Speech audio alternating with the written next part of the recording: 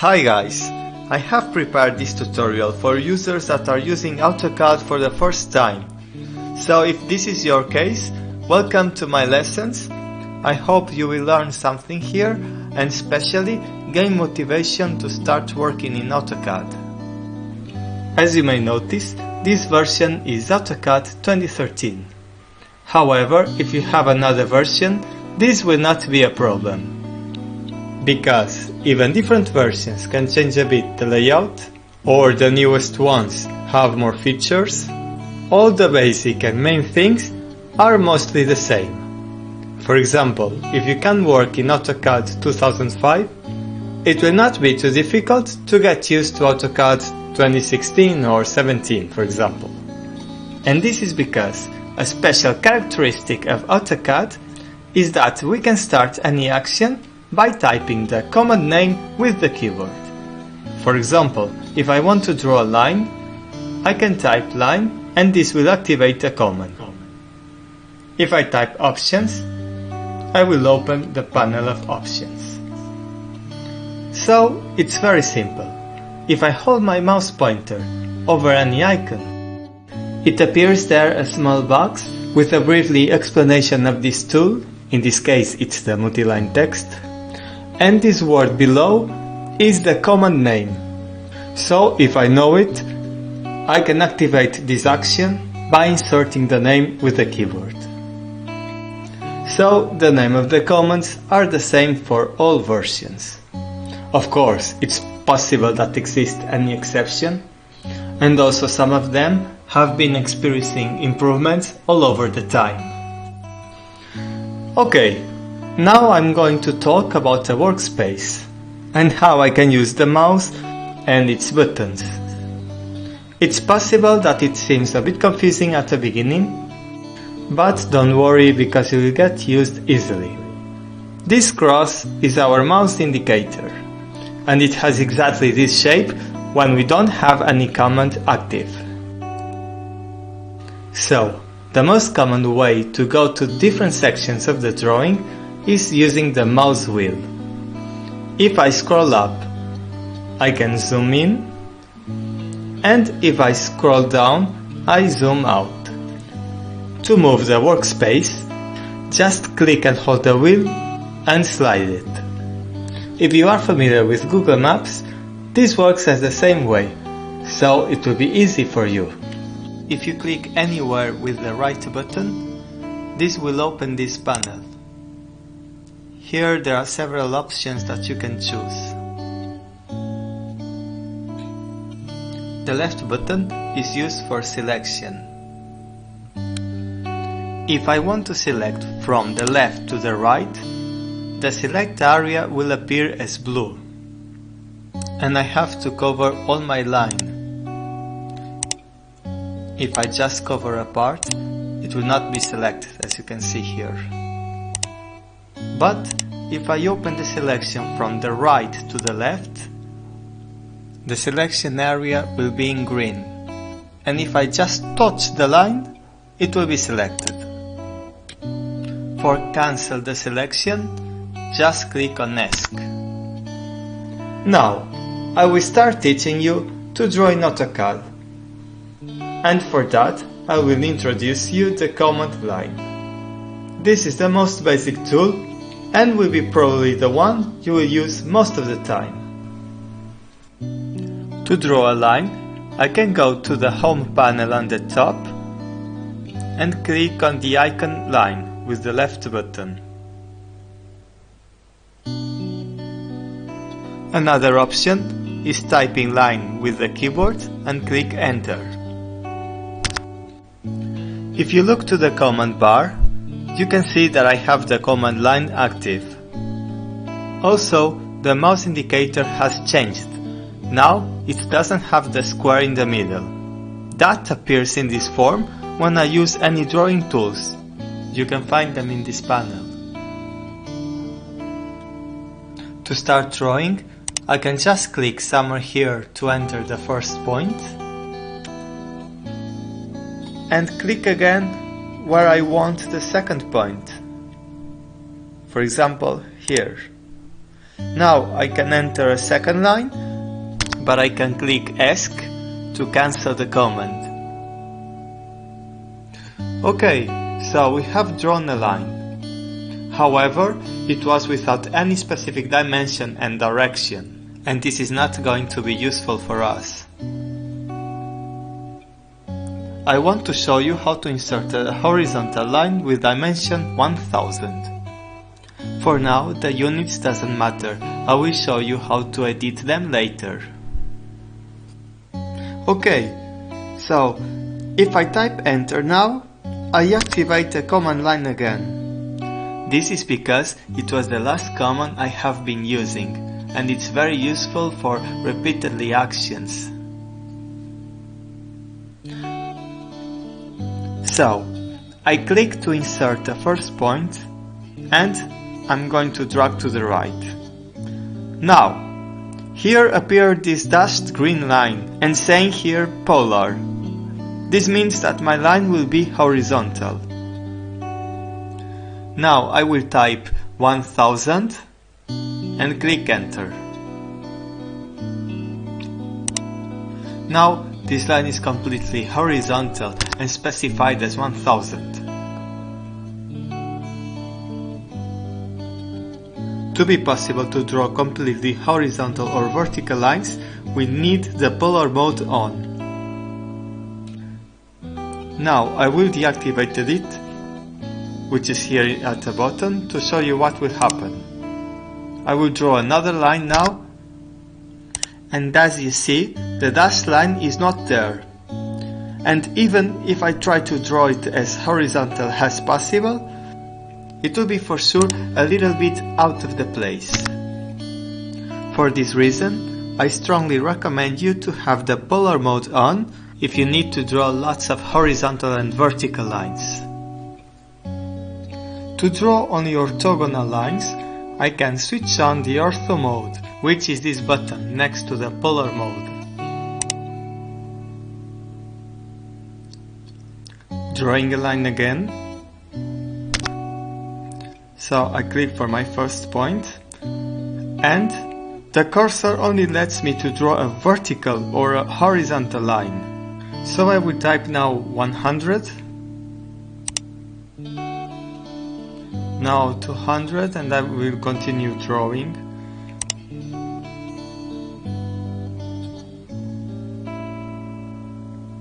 This will be 100, I will draw another line. I can draw how many lines as I want. When I finish, I simply click ESC.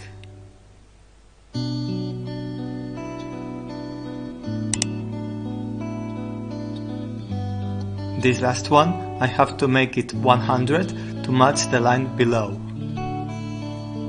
So, the last thing I will teach you about the command line is to draw a line with a specified angle. I will draw first an horizontal line, and now the next one, I want to draw it with length 200, and now if I type the button tab, I can specify the angle that I want, and I will put for example 30 degrees and click enter to place it. So, in this next section, I will explain you how to set up and edit units.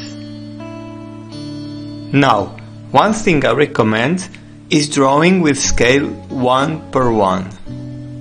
I mean, if you want to draw a line with 1 meter of length, draw it with the real length and not with 1 centimeter, for example. That's because it's easier to not get confused, and you only need to scale the drawing when you will plot it. Now, if you look to the bottom left corner, you can see the coordinates of the mouse pointer. And of course, the first one is X, the second Y, and the third one is Z, and this is always 0 because we are working in 2D. Also, this point is where my coordinates are all 0. Now, I am going to set up my unit. I will type units and press enter, to open this panel. Here where it says length, I can choose the type that I want. In my case I use decimal units, but I know in some countries it's common to use the architectural or engineering units. In the precision, you have all these options to choose. And in this side, you can choose the type of angle units. I will choose decimal degrees. Now in the insertion scale, we will choose the units that we want. If you use standard units, but those are just used for conversion when we want to insert a block or an external image. Just for drawing, the units don't matter. That's because AutoCAD has a dimensionless system of measurement. We only need to put a scale when to print.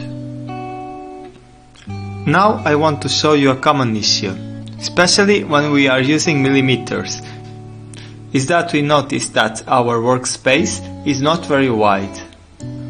But this is simple to solve. If I draw a very large line, like for example 100,000 millimeters, of course it will not fit in the drawing, but I'm going to type Z for zoom, I press enter, and now I type A for all, and as you see my workspace is much larger now. In this part I will show you a very basic tool that will help us to draw with precision. It's the object snap. In the screen you can see these lines that you may know how to draw if you have followed these tutorials from the beginning. So I'm going to activate the command line, and if I drag the pointer through the lines, you can see these green symbols appearing there. These points are from the object snap and they help me to draw with precision. For example, this square indicates an endpoint of one of the lines. If I click here, the start point of the new line will be precisely from the corner. Now, I will show you what happens when I have the object snap off. So I will try to draw a line from this corner.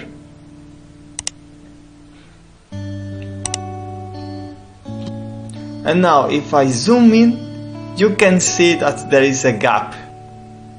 These things can make your drafting imprecise, and for large projects, the objects may not match. Now I am going to show you how to choose the object snap points. We have to type OSnap to open the settings. Here I can activate the modes that I need. In this tutorial I will show you how to use some of them. I will start with the endpoint. As I showed you before, it appears in the extremities of the lines and arcs. The midpoint is useful when you want to draw from the middle of an object. The center only applies for circles and ellipses. And to detect this point, you have to touch the border of the circle without clicking. For the ellipse, it's the same. The intersection is obviously when you want to detect the point of intersection of two lines. The extension appears, for example, when you click on an endpoint and you drag the pointer in the same direction of your line. Now the perpendicular. This is a little bit tricky. I'm going to draw a line from here, and now I have to touch the line that I want to assume as my reference. I drag the mouse to find the perpendicular line. So here it is, I can just type the length to draw it. Now I want to draw a line from the same point to the perpendicular intersection at this line I highlight here. When I drag the new line towards the line I highlighted, I find this sign that indicates the perpendicular point of my future intersection. I click there and I have my new line orthogonal with this another. Parallel mode. If you want to draw a parallel line, just click here, for example, drag the mouse over the line I want to make it parallel to detect it. Okay, one last thing I want to explain in this video is the object snap tracking. This is really useful. If I want to put the first point of a new line at 50 mm to the right from another, I will touch the end point of my line and drag slowly to the right. I will type 50 to insert the first point of the new line. So, here it is. Of course, I can do the same to another direction. Now I will show you to the left side. This time I will insert a distance of 100 and I can draw this line here. One last thing about the object snap. I recommend you to only activate the modes you are going to use in the project. Because if you activate everything, this can be a bit confusing sometimes, with the green signs appearing everywhere. How does the other drawing tools work? If you go to the drawing section on the top, you can find there a lot of commands, and there are some more if you click here. As this is a tutorial for beginners, I will only show you how to use some of them. Polylines, rectangles, circles and arcs. I think these are the most used and enough for beginners in AutoCAD. Now, I will show you how to use the command polyline. A polyline is basically a group of lines all connected to each other. Okay, so to draw a polyline, we can click in this button. Or we can also type with the keyboard polyline or simply PL and click enter. As you can see, this is the same process of drawing lines. I'm drawing as much lines as I need, and when I finish I can click ESC, or if I want to join with the first point of the polyline, I can click CL, that means close. So the main characteristic when I draw a polyline is that I select all these lines together, because they are considered only one object. If I want to draw a rectangle, I can still use polyline, but if I click in the command rectangle, it is easier. That's because first I click to insert the start point, and then I only need to insert the coordinates of the opposite corner. For example, if I want a rectangle with 300 per 500, first I will type 300, then I press tab, and finally 500. So as you see, for rectangles it's faster doing this way. Now I will show you how to draw a circle. You can click in this icon here, or I can type circle or C. It's very simple. First I click to insert the center, for example here, and now I will insert the radius of the circle, for example 250, and click enter. So it's done.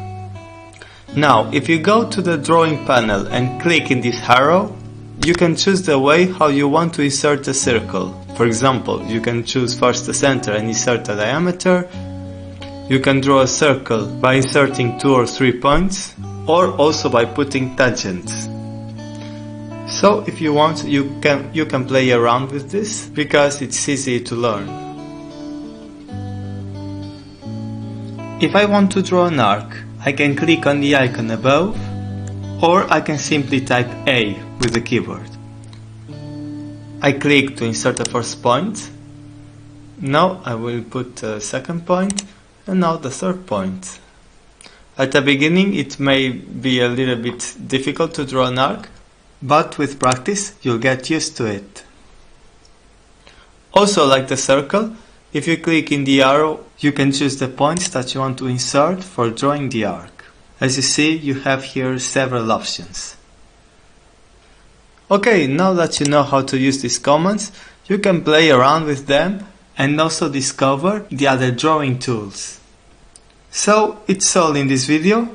Don't forget to subscribe if you want to watch the complete list of tutorials. Well, thank you very much for watching this video, and I hope to see you soon.